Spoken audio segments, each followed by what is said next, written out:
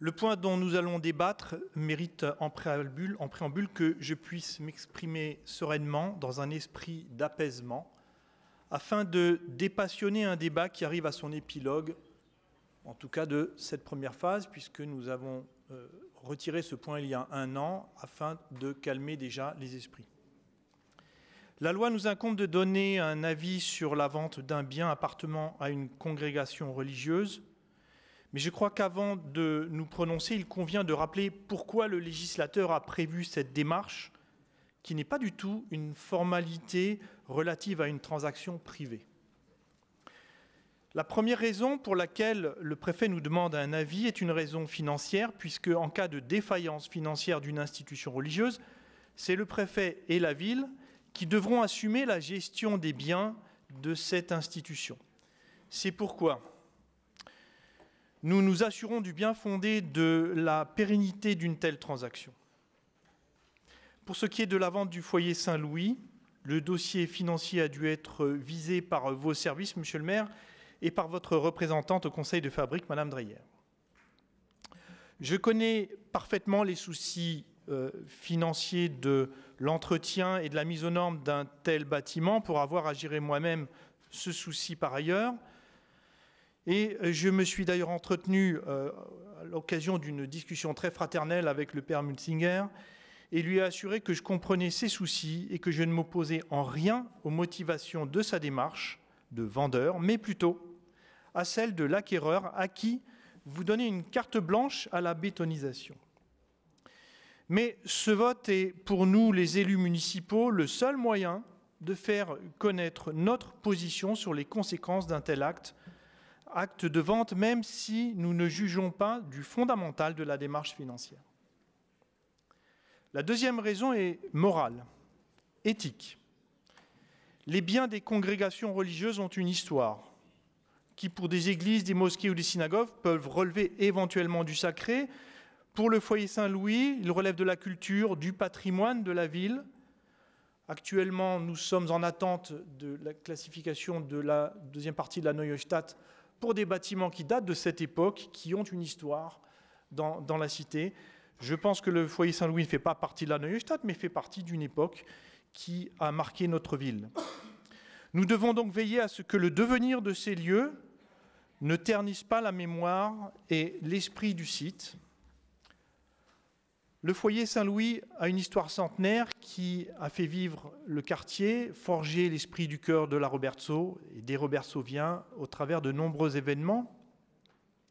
Une mémoire que les anciens ont transmise, on ne peut l'effacer d'un coup de pioche, de pelleteuse.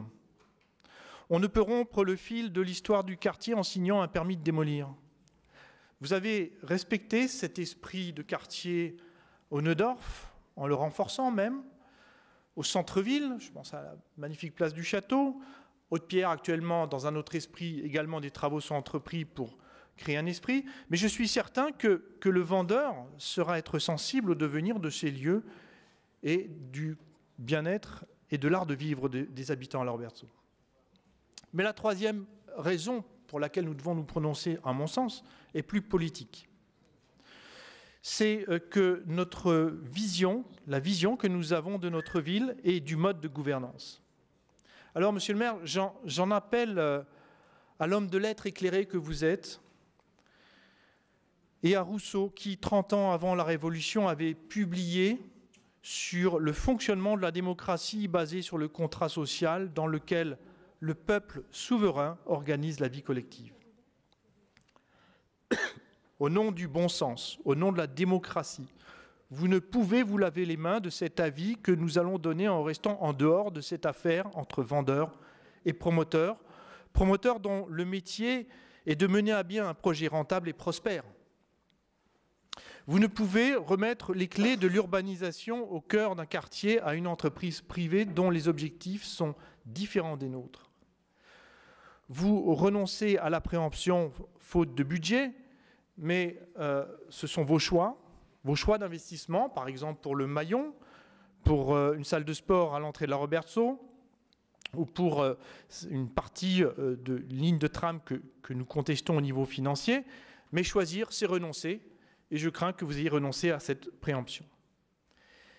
Les associations de quartier, nombreuses, 2 associations, 2 collectifs, et le conseil de quartier, le COQ, sont unanimes.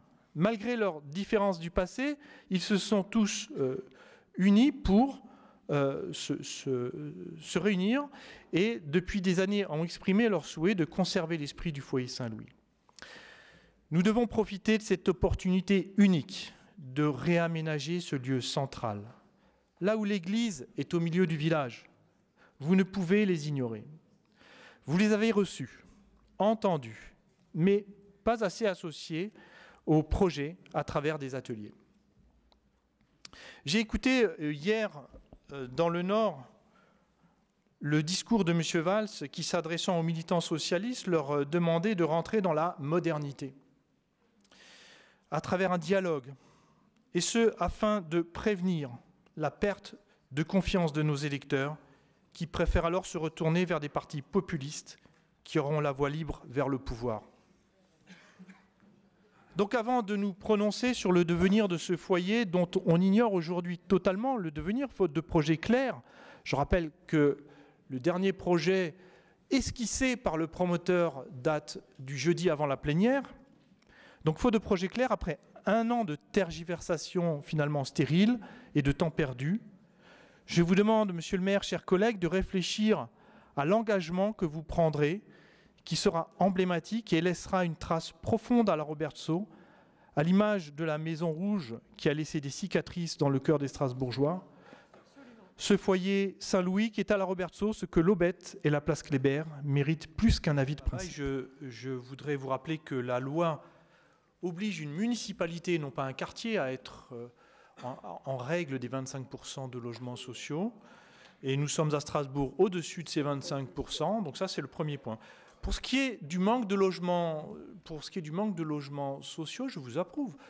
Si nous avons besoin de logements sociaux, il faut en construire. Je suis tout à fait d'accord avec vous. Je peux vous dire que je vis dans le quartier de la Robertsau depuis 25 ans. J'y ai élevé mes 3 enfants à l'école de la République, dans les clubs de foot du coin. Et je peux vous dire qu'il y a de la mixité sociale. Et que l'image que vous avez de ce quartier est absolument déformée, et je pense que M. Fontanelle ne me contredira pas, c'est un quartier où il y a de la vraie mixité sociale, où les gens vivent bien entre eux, et je n'ai absolument rien contre le fait qu'on construise des logements sociaux, ne détournez pas mon propos de tout à l'heure. Cependant, après reste à savoir, non pas si on va construire ou pas des logements sociaux, mais si on va tout simplement densifier une zone qui est déjà mal protégé au niveau de son patrimoine, ou si on va l'étendre, c'est tout. Après, on a lu ensemble le PLU, 7 000 pour le port du Rhin, 7 000 pardon, pour la zone du port du Rhin, 2 500 pour la Robertsau. Je pense qu'il y a largement de quoi faire. Pour ce qui est de Madame Drière parle d'évolution et parle également de concertation. Ben, écoutez, on n'attend que ça à la Robertsau, que de pouvoir effectivement participer, vous l'avez proposé. Le conseil de quartier ne donne effectivement qu'un avis, il n'y a pas de vote, mais c'était le centre de mon propos. Et puis M. Fontanelle, effectivement, on ne peut pas interdire cette construction, c'est hors de question. Mais je pense que nous sommes élus ici, nous avons une mission. Nous avons une mission, c'est l'art de vivre des Strasbourgeois, c'est l'urbanisation, c'est la vision que nous avons pour cette ville dans 20 ans, dans 30 ans, par exemple à travers le PLU. Et je pense qu'on ne peut pas rester en dehors de telles décisions. C'est, je crois, M. Alain Youn qui signe les permis de construire de la ville. Donc nous avons quand même quelques zones d'influence sur ce qui va se faire.